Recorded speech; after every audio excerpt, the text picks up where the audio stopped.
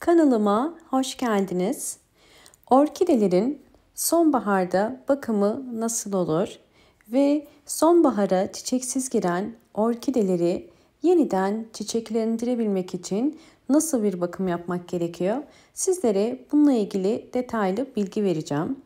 Özellikle evde beslediğiniz orkidelere mutlaka düzenli aralıklarla doğal gübreler yani besin gübreleri vermeniz gerekiyor. Bunları ister kendiniz evde yapın, isterseniz hazır alın. Ben evde yapıyorum. Bugünkü gübrem için pirinç kullanacağım ve iki farklı gübreyi bugün sizlerle bir gübre haline getireceğiz. Birinci yöntemi geçelim. Pirinç özellikle içerisindeki vitaminler sayesinde orkidelerin yapraklarının ve köklerinin canlanmasına ve sağlıklı büyümesine yardımcı olur. Bu yüzden ihtiyacım olan 1 yemek kaşığı kadar pirinç kullanıyorum. Bakın bu şekilde ve üzerine alabildiği kadar su koyacağım. Sizler pilav için hazırladığınız tuzsuz pirinç suyunu da kullanabilirsiniz. Biraz karıştırıp 30 dakika bunu bekleteceğim. İkinci yöntemi geçelim. İkinci yöntem için aloe vera jeli kullanacağım. Aloe vera bitkisi orkide bakımında kullandığımız çok faydalı bir bitki. Sadece orkidelerde değil, evdeki bütün çiçeklerinize gübre yaparken aloe vera suyu verebilirsiniz. Bakın içerisinde böyle bir sarı su var. Sarı su aktıktan sonra küçük dilimlere ayırıyorum.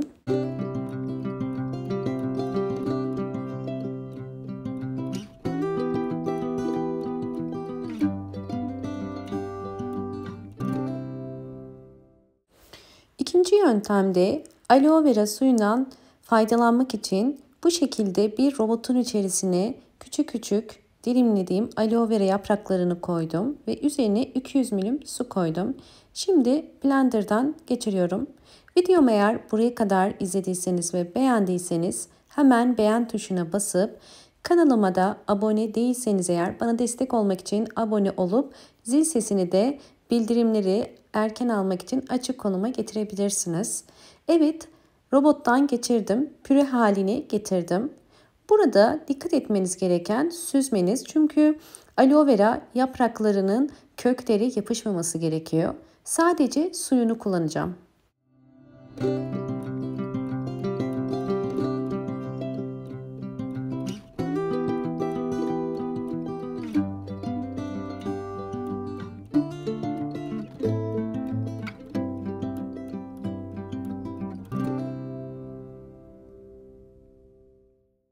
Evet, ilk olarak daha önceden 30 dakika beklettiğim pirinç suyunu süzüp bir cam sürahinin içerisine koyuyorum. Ölçü olarak şöyle yakından bakarsanız 500 litre pirinç suyu koydum. 500 litre pirinç suyunun üzerine hazırlamış olduğum aloe vera suyunu koyacağım. Aloe vera suyu da yaklaşık olarak 300 milim kadar. Yani 500 milim pirinç suyunun içerisine 300 milim aloe vera suyu koydum.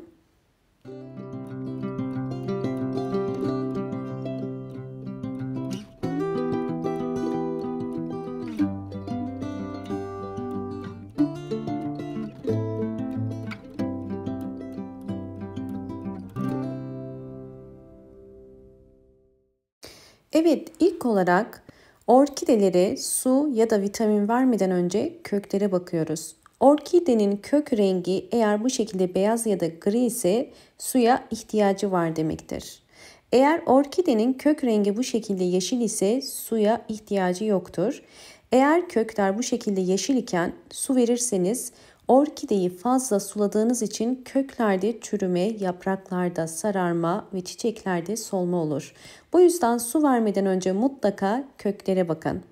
Evet, şimdi her bir saksı için hazırlamış olduğum pirinç suyu ve aloe vera suyunu bir araya getirerek 6 yemek kaşığı kadar her bir saksıya bu karışımdan veriyorum.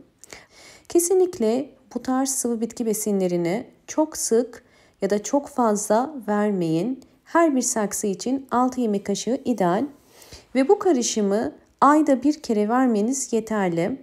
Özellikle sonbahar ayında bu tarz karışımlar çiçeksiz orkidelerin hızlı bir şekilde çiçek dalı çıkarmasını teşvik eder. Bu tarz karışımlar sadece çiçeksiz orkidelere değil, çiçekli orkidelerinize de verebilirsiniz. Çünkü çiçekli orkidelerinde mutlaka vitaminlere ihtiyacı vardır.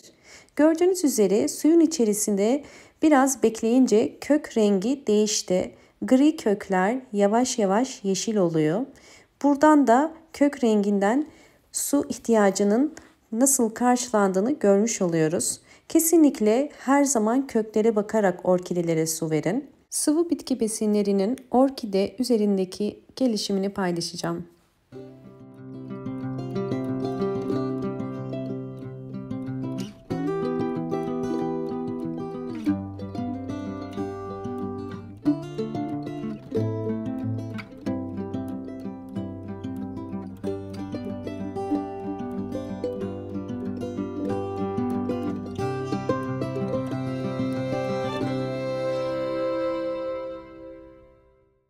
Verdiğimiz sıvı bitki besinleri orkidelerin hem yeni ve sağlıklı kökler çıkarmasını sağlar, hem de yeni çiçek dallarının çıkmasını teşvik eder.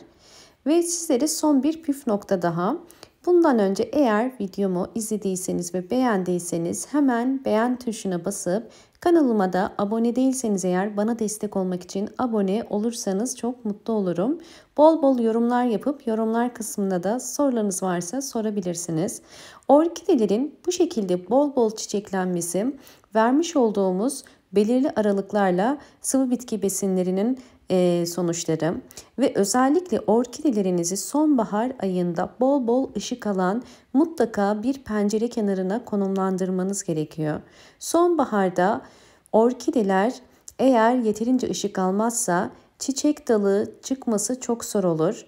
Orkidelerinizin bu şekilde çiçek sayısının hem fazla olması, tomurcuk sayısının fazla olması tamamen orkidenizin kışın kısa süreliğini aldığı sabah ya da ikindi güneşleri ve bol ışık ile de çok doğru orantılıdır. Bu yüzden buna da mutlaka dikkat etmeniz gerekiyor. Umarım bu videom sizler için faydalı olmuştur. İzlediğiniz için teşekkür ederim. Hoşça kalın, sağlıkla kalın.